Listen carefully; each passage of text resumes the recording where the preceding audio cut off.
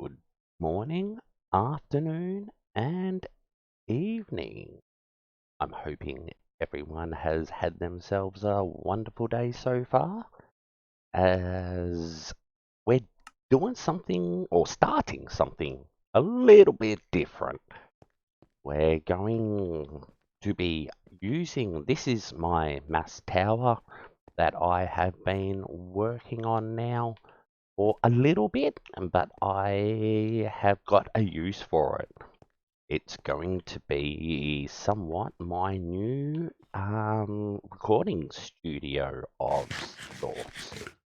So, because as you would have read in the title, it's Mozchat, and we're having a look at today's episode of Smackdown. So we'll be going through some of the major things that we have just experienced and giving it either a face or a heel. For people that might know, a face is a good character and a heel is a bad character.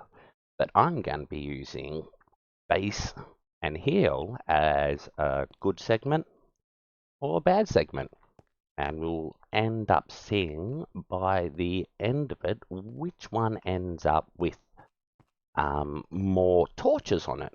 As every time I give something a heel vote, I will put a torch on it. And if I think it's a face, I will put a torch on the F. So that's kind of the idea that I'm thinking.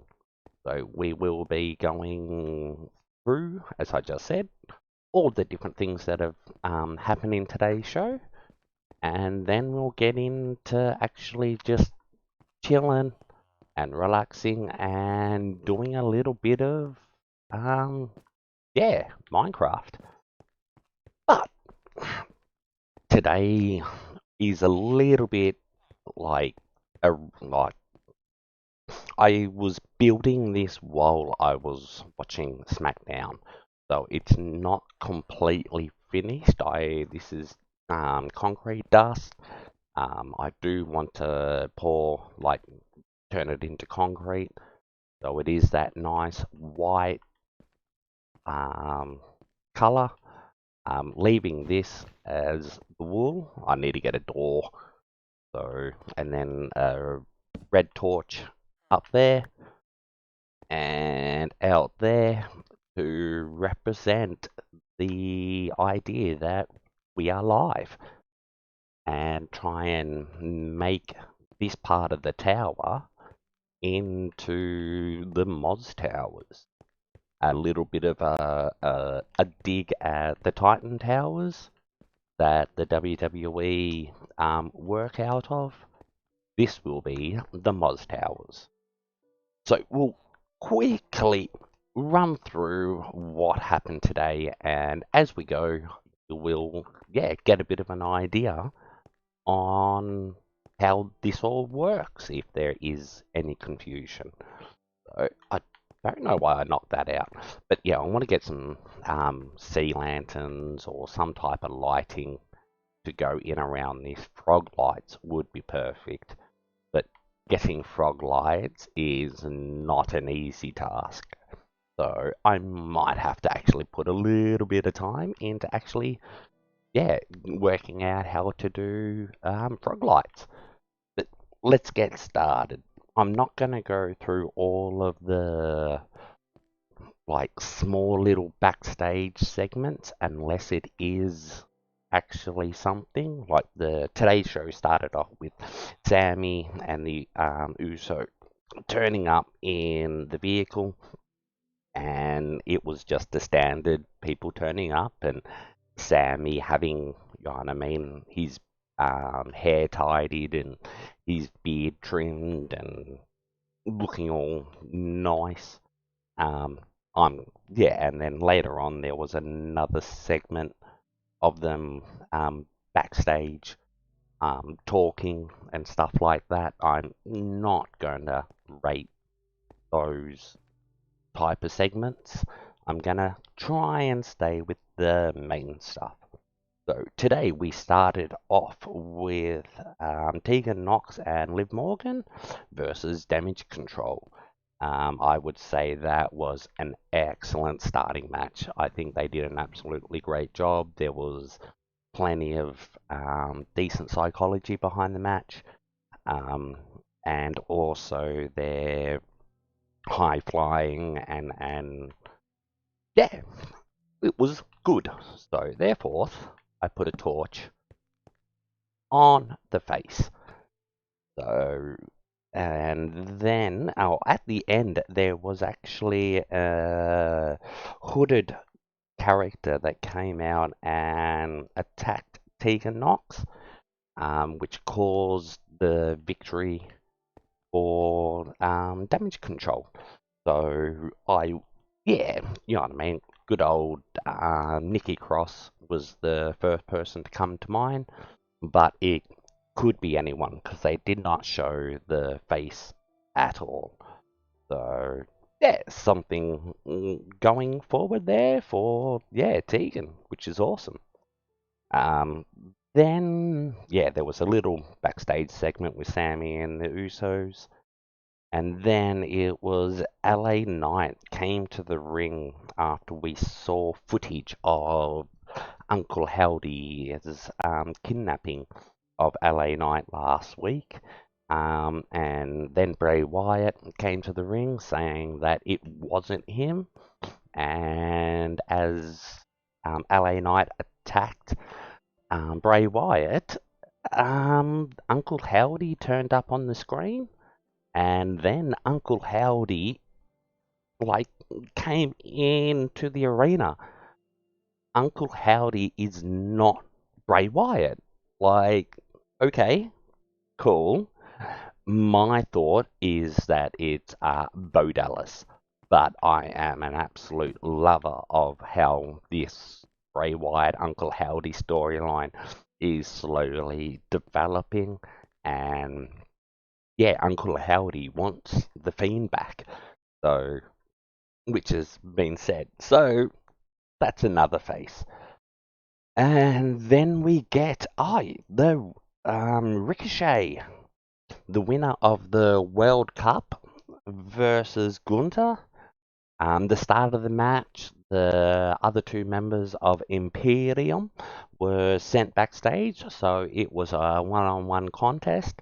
Um, these guys did absolutely awesome. I thought it was a brilliant match. Easily, like each week, I am going to also dedicate the top guy, or the top worker, which will be the best thing of the show, and that will be similar. Do I have any other blocks on me that I could use? No, I don't. I will have to actually think about that and get some type of star or something. I might put a photo frame that I can put something into. But this week we're just going to put a block of wool to similar to be the symbol for the top workers. And yeah, today's top workers were easily Ricochet and Gunther. It was an awesome match. The crowd was completely like hook, line, and sinker throughout the whole thing. The psychology, there was so many times that I thought that Ricochet might have actually had the victory, but no, Gunther retained the Intercontinental title, and Braun Strowman came out to save him from the returning members of Imperium. So they've set up a no disqualification Christmas match for next week's Smackdown. So which they always do each year. So yeah, but nah, nothing but absolute cred for Ricochet and Gunther for what they did. Then we get the triple threat match between LDF. I'm just going to call them LDF because I don't want to murder that name. It is a good name, but yeah, as I've said many a times before, I gotta spend a little bit more time learning what it actually is. So, yeah, LDF versus the Viking Raiders versus Top Dollar. Um, um, the winners of the match was Top Dollar. But I didn't enjoy it. I thought it wasn't a good match. It was like the females all got involved. Um, it seemed like they didn't have enough time for a triple threat match. It was just short. There wasn't any major like psychology, I would say, behind the match. So, oh, 1 second. That is one of the things that I gotta always remember is to sleep. Good old life on Minecraft. When there's no one else online, it will be that little bit more easier, but at the moment, when there's people online, I'm just gonna have to deal with it. But yeah, so yeah, they get a heal. I'm sorry, it was not good. Sometime, I don't know if it was before or actually after this match, Rodriguez got attacked backstage after someone announcing that there will be a gauntlet match next week to deem the number one contender for Ronda Rousey's Smackdown title. And yeah, if I was going to mark it, I would give it a face, but yeah, no, not gonna worry about those backstage statements. But any in-ring mic spots are definitely going to be involved in my little scoring system. So, and then we had the Bloodline come out to the ring as earlier the Bloodline had summoned Mr. Pierce and demanded that on the 30th of December it will be Sami Zayn, Honorary Uso, and Roman Reigns versus KO and a tag team partner of his choosing. Of course, they went through the whole thing of saying if Kevin Owens could find a tag team partner, which is always one of those, yeah, lines that they like to go down. But yeah, the Bloodline came out to the ring, and Sami Zayn made the comment with saying about Kevin Owens having trouble finding a tag team partner, and said that he was Kevin Owens' only friend. So that was a slip of the tongue, purposely done, of course, but very well done, very well done. And then there was a very surprising, which shouldn't have been because he was announced last week to actually be on SmackDown on the 30th, which I had completely forgot about. But yeah, good old John Cena returns with the storyline that Kevin Owens sent him a text saying that he had had a wrestling match in the WWE every year for the last 20 years, and this year is almost over. And if he wishes to actually get himself another match this year, that this is kind of it. And with that, John Cena has accepted to be Kevin Owens' tag team partner, which is going to be very interesting. John Cena's getting in the ring with like two people that will be able to really look after him. And John Cena should be able to get through it without being injured or anything like that. They will be, you know what I mean, making sure Cena doesn't get injured as he has such a heavy schedule when it comes down to his like movie world and so forth. But that also gets a face mask. What, a face mask? A face tick. So I'm seeing the torches like ticks. So like if it was a piece of paper, there would be ticks and ticks, or marks, I think they are called. But here in Australia, they're called ticks. So, but yeah, I did find that it was a little bit short, the final segment. So there will be some times where I will give a face and a heel for it being a positive thing, but when it comes down to the show, I did find that it was just a rushed like main event. So, but yeah, I felt like even as I said before, the triple threat match was a little bit of a rushed situation. So this week is 4-2. So easily this week we had nothing but a face Smackdown. I thought it was absolutely awesome. I quite enjoyed it. The bits that I didn't like, it was because they were short, so it didn't hold the show back, I don't think. So I would give it a 9 out of 10. The Bray Wyatt stuff, I think they did that absolutely awesome. Have been stringing us along on this storyline now for a couple of months, and I think they're doing an awesome job on the slow build. So yeah, and building up, you know what I mean, next week's show, as the winners of the tag team match get a title match for the tag team titles. Next week, just, you know what I mean, mentioning the gauntlet match.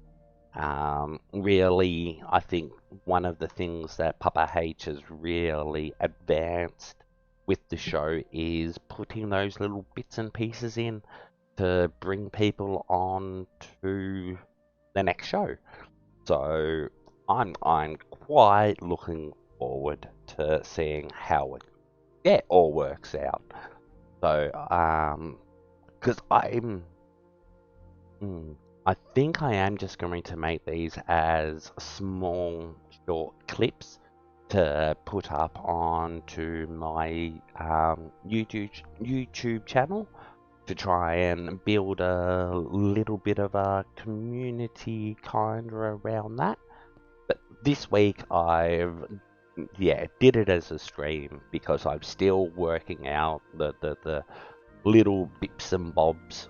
But yeah, I would just like to say thank you for sticking around and giving it this a watch and seeing what my opinion of this week's SmackDown was. Once again, a good, great, solid SmackDown, 9 out of 10. So I'd just like to say thank you for dropping by. Please leave a like and comment your ideas of SmackDown. What you liked, what you didn't like, what you thought was well done, what you thought wasn't well done. I would love to, have that conversation. I also have a Discord for anyone that wishes to join the Discord and continue the fun and conversation over there. So, thank you very much, and I will see us again for another Mozchat after Monday Night Raw. Bye.